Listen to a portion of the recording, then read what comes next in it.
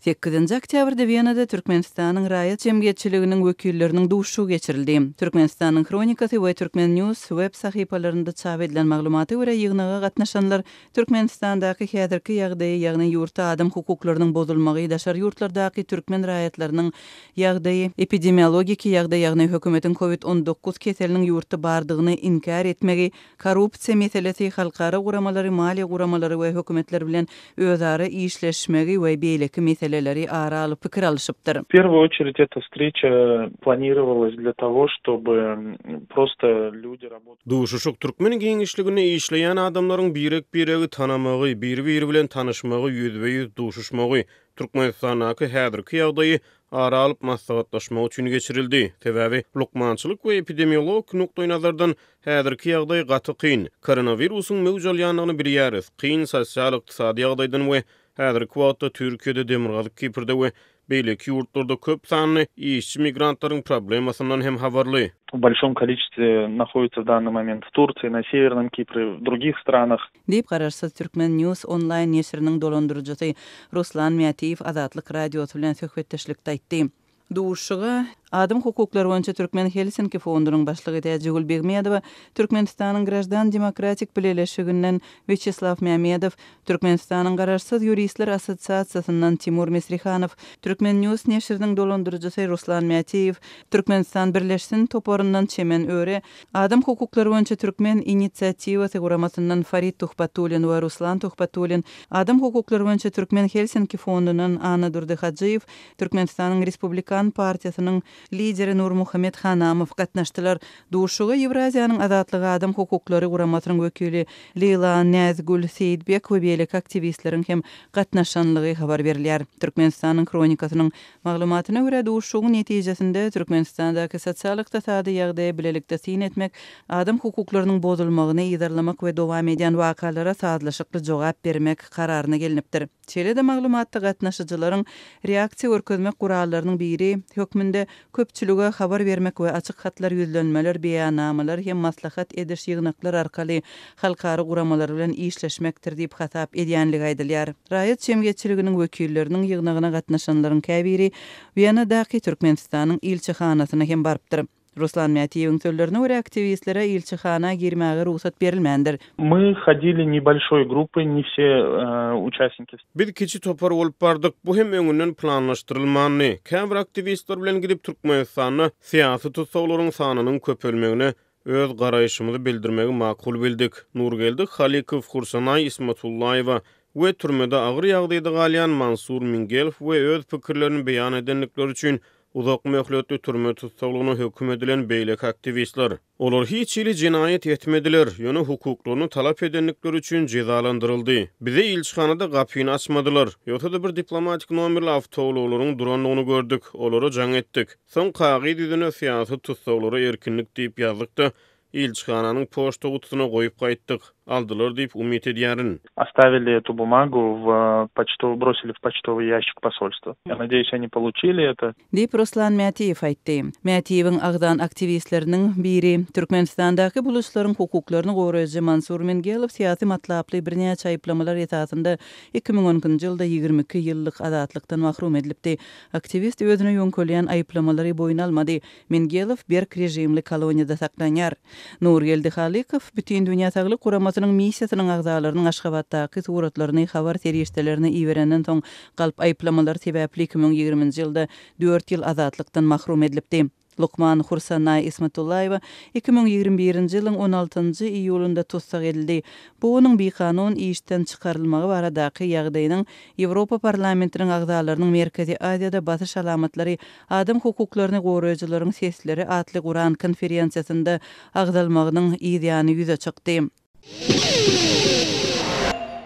10 oktýabrda Türkmenistana saglyk goraýyş we derman senawaty işgärleriniň güni bellenip geçildi. Prezident Gurbanguly Berdimuhammedow ýurt boýunça 70 töwerewi saglyk işgärini, şol sany Türkmenistanyň Saglyk goraýyş we derman senaty ministri Nur Muhammed Amanny PSF Türkmenistanyň garaşsylygynyň 30 ýyllygyna atly ýubiley medali bilen syglanymak hakyna permana gol çekdi. Döwlet media terişdeleri saglyk ulgamynyň dünýä bilen aýakdaş ösdürilýändigini gaýtalady. Ýöne Azatlyk radiosynyň habarçylary saglyk puwdugyny ýurt boýunça dowam edýän noksanlyklar barada habar berýärler. Hastahanalarda Sowet döwründen galan medisina enjamlary, kravatlar we beýleki mebelleri ulanylýar. Diňe vilayet merkezine soňky salynan hastahanalar täze enjamlar bilen üpjün edilen. Ýöne täze enjamlaryň köpüsini saglyk işgärleri ulanyp bilmeýärler diýip Mara vilayatyna habarçymyz aýtdy. Onuň maglumatlaryna görä kän halatlarda näsaglary etrap hastahanalaryna goýulýan diagnozlar, vilayet hastahanalaryna goýulýan diagnozlary, vilayet hastahanalaryna goýulýan diagnozlar bolsa, Aşgabatyň hastahanalaryna goýulýan diagnozlara gawat gelmeýär. Mara vilayatyna habarçymyz oba ýerlerini dermanhanalaryň ýetmeçilik edýändigini, ýöne dermanlary satyn almak üçin oba ýaşaýjylarynyň köplenç Mara şäherine gaýtmagy mejbur bolýanlyklaryny habar berýär. Üstüne şäher dermanhanalarynyň öňünde hem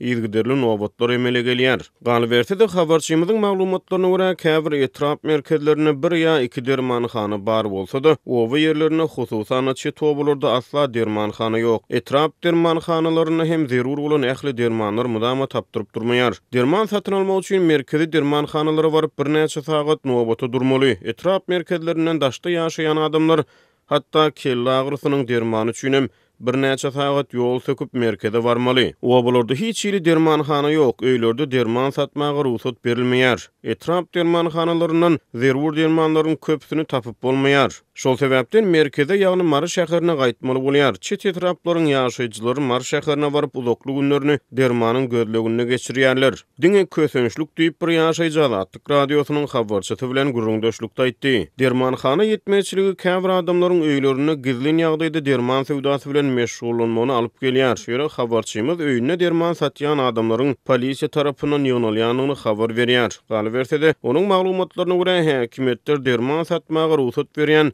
öwtýarnamy üçin uly nurk soraýar. Azatlyk radiosynyň Mara vilayatyna habarçysy oba ýaşaýjylaryna salgylanyp çet obalara tiz kömek ulaglarynyň barmaýanlygyny, oba saglyk öýlerine lukmanlaryň hem köplenç resminamy doldurmak işleri bilen meşgul bolýanlyklaryny habar berýär. Azatlyk radiosynyň Lemap vilayatyna habarçysy bu sebäpde hem tiz kömek ulaglarynyň ýetmeçilik edýändigini habar berýär. Ýerli habarçynyň öwrünen maglumatlaryna görä Farawyň etrap hastahanasyna degişli tiz kömek ulaglarynyň köpüsi işlemeýär. Ol tutuş etrap üçin bary ýogy iki tiz kömek ulagynyň işleýändigini, galan ulaglaryň tehnik näsarlyk sebäpli garajlarda saklanýanyny habar berdi. Munun ozal prezidentiň adynan Faraw etrawyna bir tiz kömek ulagy berilen ekeni, ýöne ol bir ýörüýte garažyň gün düşmeýän bir gorogly ýerine edil muzeýde saklanýan ýaly saklanýar diýip ýörüýte gorogly tiz kömek ulagyndan habarly çeşme Azatlyk radiosynyň habarçysyna gurrun berdi. Gysgaly tiz kömek babatyny her neçikde bolsa Faraw etrawyna habarçymyzyň maglumatlaryna görä beýleki etraplar bilen deňeşdirilene ýagdaý gowy hasaplanýar. Sebäbi Faraw etrawy Lewap vilayatynyň administrativ merkezine goly ýerleşýär. Ýöne Darganat etrawyna ýagdaý beýle däl. Habarçymyzyň maglumatlaryna görä goloýda Darganatanyň bir obasyndan bolan göwrüli aýal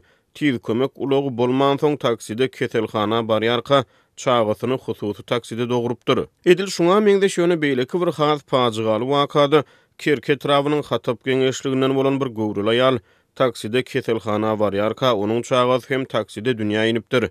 Ýöne medisina kömegi bolman soň habarçynyň maglumatlaryna görä bu waka agyr ýitkä ýol açypdyr. Azatlyk radiosynyň Lewapdaky habarçysy ýurtda saglyk goraýyş we derman senaty işgärleriniň gününiň belenilýän wagtlary Faraw etrawyna maşgala lukmanlarynyň mejbur ýagdaýda paýta ýygmaga ekidilýänliklerini habar berýär. Ýatdasak mundan ozal garaşdyrlyk bayramyna Farawda magarif işgärler we okuwçylar mejbur ýygmy işlerini çekildi. Maradaky habarçymyz hastahanalarda saglyk işgärleriniň resmi töleglerden daşary köp halatda aklyk tamam edýänliklerini habar berýär. Medisina işgärleri aklyk tölemeseň näsaga seretmek islemeýärler diýip bir marly ýaşaýjy Azatlyk radiosynyň habarçysyna gurrun berdi. Marynyň çağı dogurlayan öýlerine bäwekxanalarda ilan tarasyna göbek ene atlandyrylýan lukmanlar oğul çağasy bolan maşgalalardan 1000 manat, gyýy çağasy bolan maşgalalardan 600 manat meşberini aklyk soraýar. Lukmanlar tölegiň ara tapawdyny aýdynlaşdyrmaýarlar. Göbek enelere tölenilýän tölew ýurdun Günnogor Lewap vilayatyna yerli habarçymyza görä boşluk pula atlandyrylýar we 1000-5000 manat aralygyna üýtgeýär. Galy bersede Lewapdaky habarçy akusher ginekologlaryň öz aýlyk haklarynyň az bolmagyny şikayet edýänliklerini habar berýär. Mara vilayatyna habarçymyz Sewitde maýyplygy bolan adamlara we çağalara berilýän saglyk hyzmatlarynyň hiliniň pesdigini habar berýär. Ol yerli çeşmelere salgylanyp maýyp çağalara bilim terbiýe berýän ýürütüleşdirilen mugallimlaryň azlyk edýänligini, olaryň tärim terbiýetiniň maddi mümkinçilikleri çäkli maşgalalary el ýeterli däldigini habar berdi. Galy bersede maýyplara berilýän döwlet kömegini almak üçin zerur bolan resmi namalaryň töleги habarçymyza görä azyndan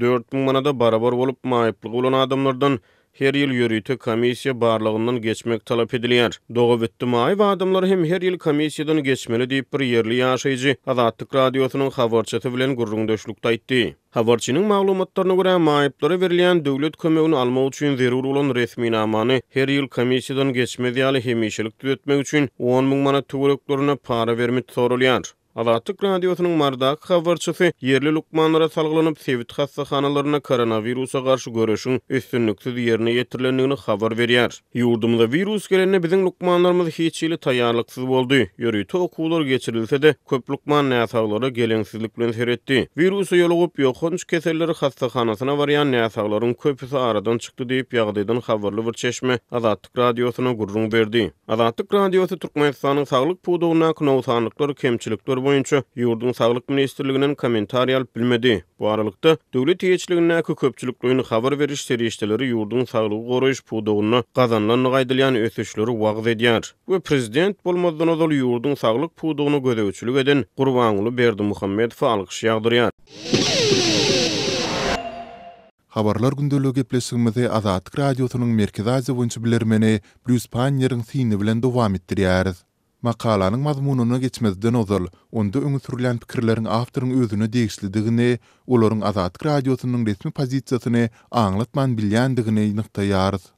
Türkmen prezidenti Gurbanuly Berdimuhammedow ýakynda Özbekistana sapar edip, Özbek prezidenti Şavkat Mirziýoýew bilen gepleşikler geçirdi. Aslynda bu iki lider soňky döwür inçemedik özara duşuşdylar. Bu olaryň özara oturup häzir regiondaky iňderwaýys meselelerini Owganystana maslahat etmek üçin ören möhüm boldy. Sebäbi Türkmenistan bilen Özbekistanyň ikisi de özleriniň günorta goňşusy babynda meňzeşräk siýasaty ýürüdýärler. 5-nji oktýabrda geçirilen maslahatda prezidentleriň ikisi de ýurtlarynyň Owganystan halkyna himayet bermegini dowam etdirjekdiklerini aýan etdiler. Mirziýoýew Owganystandaky ýagdaýlaryň regionyň howpsuzlygy we durnukly ösüşi üçin uly täsiriniň bardygyny belledi. Bu ýerde beýanatyň durnukly ösüş diýen ýeri has uly ähmiýeti iýedir. Sebäbi hem Türkmenistanyň hem de Özbekistanyň uly bähwit görüp biljek proýektleriniň durmuşa geçmegi üçin Owganystandaky ýagdaýlaryň durnukly bolmagy, şeýle-de ýurdun başynda kim bolsa da ular bilen hyzmatdaşlygyň ýoly goýulmagy şertdir. Türkmenistan üçin bu ýylda 33 milliard metr kub türkmen gazyny aktyrmagy göz öňünde tutýan 1800 kilometrlik Türkmenistan, Owganystan, Pakistan, Hindistan ýagny top gaz geçirici proýektidir. Bu proýekti 1990-njy ýyllaryň aýaklarynda Talabanyň Owganystanyň aglaby tewitlerini gözäwçilik eden döwri amala aşyryp boljak ýaly bolup görünse-de, soňky wagt Owganystandaky durnuksyz ýagdaý sebäpli ony umuman durmuşa geçirip bolmajakdygy öýdüldi. Aşgabatyň Talaban babyndaky häzirki tutumy Türkmenistanyň ozalky prezidenti Saparmurat Niyazowyň alyp baran siýasaty bolup durýar. Ýagny şol döwür Aşgabat Owgan siýasatyndan çetde durup Türkmenistanyň ykdysady bähwitlerini ileriletmek üçin häkimet başyndaky islendik güýç bilen işleşmäge taýýardy. Pakistan top proýektiniň amala aşmagyny isleýär. Islamabadyň Talaban babynda hem beýleki islendik döwleti garanyňda has uly täsiri bar. Häzir dünýädäki gaz narhlarynyň rekord derejede ýokary bolmagynda galan döwri, ýagny gazyň 1000 metr kubynyň $1000 bahalanýan wagty Türkmenistan topuk proýektiniň öňe ilerlemegine sabyrsyzlyk bilen garaşýan bolmaly. Proýekt bilen baglylykdaky sermaýaçylary we mali teristlerini tapmak entegi mesele bolmagynda galar. Türkmenistan gaz geçirjiniň öz üstünden geçýän Owganystanyň terhidine çelini bölüginiň gurulşyny tamamlandygyny aýdýar. Sol bir wagtda geçmişde Aşgabatyň bu öňe türmesine käbir şüpkeler hem bildirilipdi. Emma häzir gaz geçirjiniň Türkmenistan bölüginiň tamamlanandygyna çalym edýär. iň azyndan 2019-njy ýylda Russiýanyň Chelyabinski turboprakatny zawodundan geçirjiniň segmenti üçin $219 milyon harçlanypdy. Özbek prezidenti Mirziýoýewiň hökümetiniň hem Taliban babытynda Niýazowyň çemeleşişini ulanýandygyna meňzeýär. Özbekistanyň ýagdaýynda soňky 15 ýylyň dowamında Özbekistany we Awganystany baglanşdyrýan infrastruktura proýektlerine ummasyz köp pul harçlandy. Bu proýektlaryň käbiri entek tamamlanmady, käbirlerini düýbünden giýrisilmedi. Emma bularyň arasyndan ikisi, ýagny demir ýol we täze elektrik geçiriji proýektleri Özbekistan üçin iňňän wajyp bolupdyr. Häzir hem Türkmenistan hem de Özbekistan 2001-nji ýyldan soň çekilen elektrik liniýalarynyň üstü bilen Awganystana elektrik toguny eksport edýär. Sol bir wagtda öňünden çaklanylşy ýaly häzir Taliban hökümeti pul ýetmezçiligini başdan geçirýär we elektrik togunyň import töleglerini töläp bilmeýär.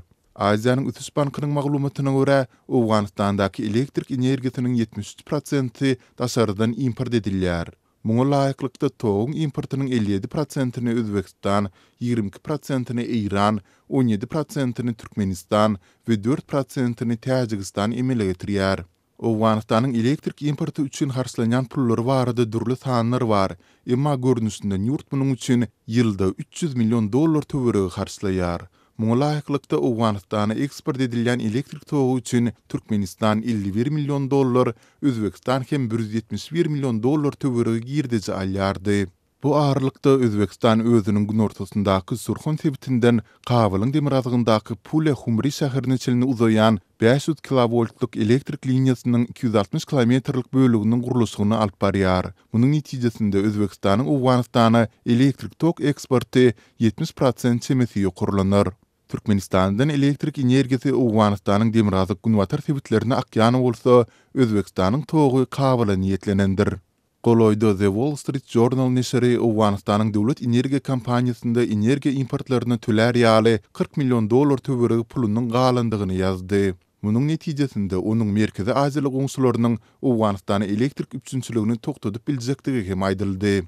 Berdimuhammedowyň Özbekistana eden saparynyň dowamında iki ýurduň resmiýleri Awganystana elektrik eksportyny toktatmak barada planlarynyň ýokdugyny aýtdylar. Türkmen we Özbek hökümetleri öz ýurtlarynyň çäklerinde dini berk çäklendirmekde ýakasyny tanatdylar. Emma gaz geçiriji, elektrik liniýasy we demir ýol uğurlary arkaly gelip biljek ýerdejiler iki ýurduň hökümetini de bu ul proýektler durmuşy geçende gazanylyjak bähwitleriň Talibanyň dini ekstremizmine göz yummagyna iteren bolmagy mümkin. Bu ýurtlaryň Talibany hallamayan bolmagy mümkin. Olar Taliban sözüni aýtmaň deregine Awganystanyň hökümeti söz düzümine ulanmagy hem saýlap alýarlar. Emma Awgan toporuna çydamlalygyň görkezilmegi we onuň bilen gatnaşygyň gurulmagy hem Türkmenistan hem de Özbekistan üçin uly girdijileri aňladyp biler. Berdimuhammedow we Mirziýoýew muny açyk aýtmasalar da, munyň olaryň üns merkezinden düşmändigini çaklata bolar. Gaderli dinleyijiler, makala gysgyldylan görnüşde efire berildi. Onuň dolu görnüşi bilen azathabar.com web saytymyzda tanyşyp bilersiňiz. Makalada öňe sürülen pikirleriň awtoryň özüne degişli bolup, olaryň Azatlyk radiosynyň resmi pozisiýasyny aňlatmaýandygyny ýene bir gezek belleýäris.